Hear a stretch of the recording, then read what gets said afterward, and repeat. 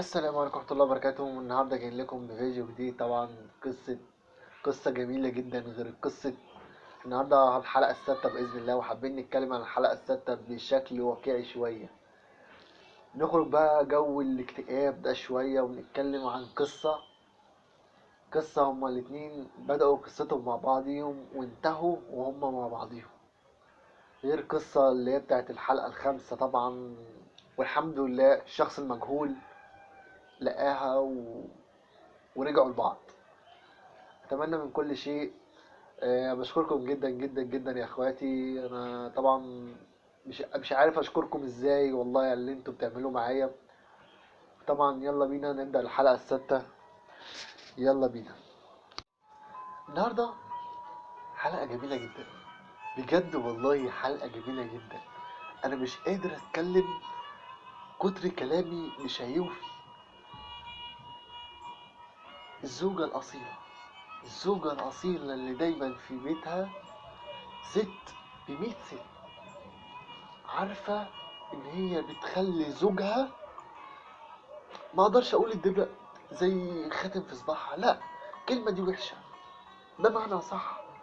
ساندها وظهرها، هو ظهرها يا جماعة، هو اللي بيسندها وقت تعبها ووقت حزنها ووقت كل شيء.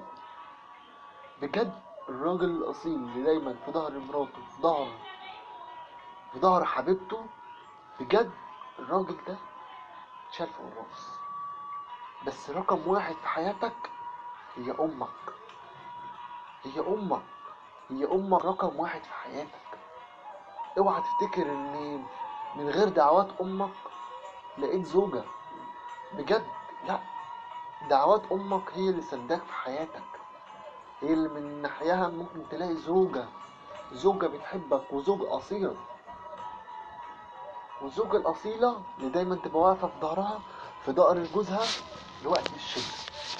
النهارده احنا حلقة جميلة جدا عن الزوجة الاصيلة. هي زوجة اصيلة بجد، بجد والله العظيم هي زوجة اصيلة بجد. الزوجة دي كانوا بيحبوا بعض بقالهم 3 سنين، وطبعا في خلال ال3 سنين دول هم خطبوا بعض، ماشي، وكملوا مع بعض أجمل سنة وهما مخطوبين. وطبعا جه يوم فرحهم، كمية الفرح والسعادة اللي أنا شفتها في فيديو الفرح.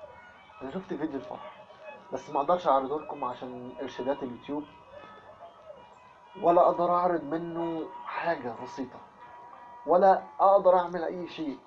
أنا هتكلم لكم من القصة اللي أنا شفتها.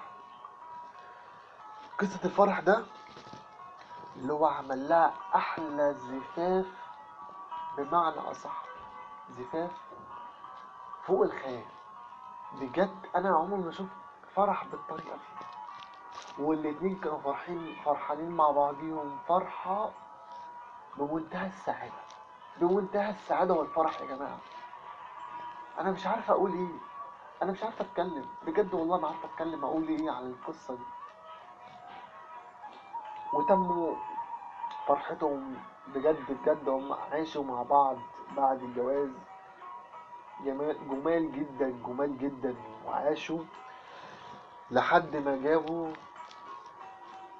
بعد سنة، جابوا أحلى بنوتين زي القمر. بجد البنوتين دول يعني غيروا من طباع أهاليهم بشكل جميل جدا. وأحلى فرح إن هما الاتنين كانوا بيتمنوا بضفر عيل، بجد والله. يعني أول فرحة ليهم كانوا باتنين توأم، واتنين توأم بنات. يعني النهارده الاتنين توأم البنات دول طبعا اتعمل لهم احلى اسبوع، منتهى الخيال برضه. والاهل كلهم كانوا فرحانين جدا جدا جدا بالبنتين دول، ملك ومليكة. الاتنين دول اطيب طفلين شفتهم على الواقع. القصة دي طبعا بقالها كتير يا شباب، بس انا بحكي لكم القصة من بدايتها لغاية اخرها. وفضلوا مع بعض مهما كان في ظهر بعض البنتين دول، وفضلوا لغاية ما كملوا، دخلوا المدرسة ودخلوا الحضانة وكل شيء، هم دايما في ظهر بعضهم. أبوهم وأمهم بقى بجد بجد أطيب الناس في الكون. طبعا البنات كبروا ودخلوا الابتدائية والإعدادية والثانوية، وجت اللحظة الحلوة بجد. والله أنا مش قادر أصدق لما جيهوا يسلموهم لعرسانهم، أو حبوا إن هم يجوزوهم. الاتنين ليلتهم كانت ليلة واحدة، خطبوا في نفس اليوم واتجوزوا في نفس اليوم. يعني أنا مش مصدق إن أب وأم بالطريقة دي يجوزوا عيالهم. يعني بجد هما بيبقوا محروقين من جوه إن هما يعني جوزوا ضناهم. بجد بجد أنا مش قادر أوصف لكم كل الحرقة اللي هما كانوا فيها. حرقة شديدة جدا، شديدة على أب وأم. شوفوا بناتهم وعيالهم بيتزفوا قدام عينيهم وهيتسلموا لإيه رسالة. القصة دي حرقت لي قلبي بجد، أنا مش عارف أقول عليها إيه. طبعا هما جيوا فترة اللي هو الجهاز، ومين يجيب إيه ومين يعمل إيه. الأب قال لهم كلمة واحدة للأسف، قال لهم كلمة واحدة: أنا مش برمي بناتي للشاب اللي يستاهلها. الشاب اللي يستاهلها بجد. أنا مش عايز ولا مهر ولا شيء ولا أي شيء غير اللي أنا عايزه. أنت تخلي بالك من بنتي، حطها في عينك. أنا مش بقولك إن بنتك دي هشيلها في عيني وبس، لا والله العظيم يا جماعة. شاب قال، الاتنين قالوا بنفس الطريقة. سبحان الله، الاتنين قريبين من بعض قوي، ولاد عم. ردوا على الأب وقالوا له: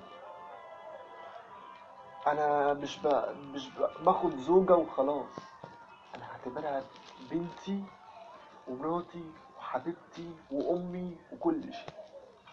لأن الاتنين كانوا مفتقدين أهلهم، ربنا يجعلهم بالرحمة. بجد بجد قصة تقطع القلب، والقصة دي أنا مش قادر أنساها، وحابين نتكلم عن.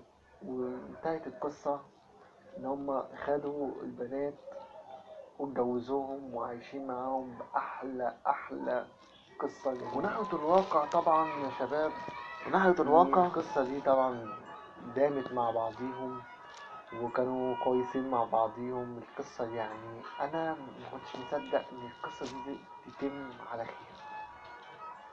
أطيب عرسان لأطيب اتنين بنات لأهاليهم، بجد بجد أهاليهم يشكروا على هذه التربية. ولحد الآن الشباب والله بيشكروا مراتاتهم شكر، وبيشكروا أهل مراتاتهم لحد الآن، بيشكروهم بشكر جميل جدا. هما ادوهم أحلى بنتين وأطيب بنتين في الكون بجد. أنا بشكر كل الأهالي اللي بتبقى بنفس الطريقة دي. أنا بشكرهم إن هم عرفوا يربوا واختاروا الراجل الصح. سيبك من موضوع إن أنا القايمة والمؤخر واللازم منه والحاجات دي. هي الحاجات دي ليها لازمة؟ والله العظيم ما ليها لازمة يا جماعة. القلب اللي هيتعاش هو اللي ليه لازمة، اللي هيتعاش مع الزوجة دي أو الزوج ده. القلب الطيب، القلب الطيب اللي دايما وقت الشدة صح. بجد أنا بشكركم جدا إن انتوا طولتوا معايا. أنا عارف إن أنا طولت عليكم في الحلقة دي. طبعا الحلقة السادسة دي مش حلقة بسيطة، لا حلقة واقعية. بشكركم جدا يعني والله، والشكر الجزير.